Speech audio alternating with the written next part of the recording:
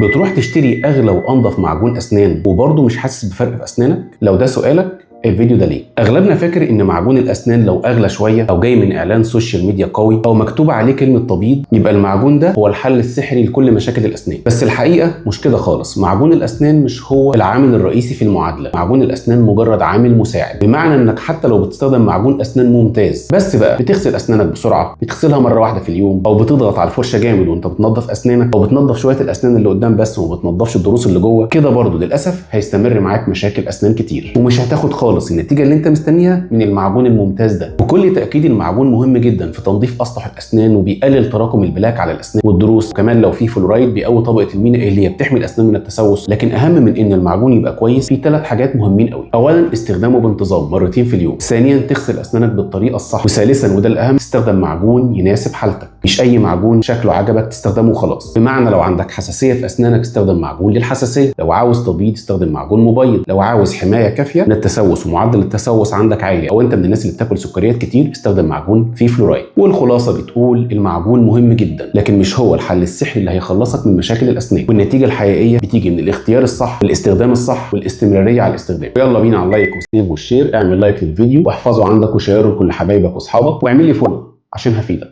سلام.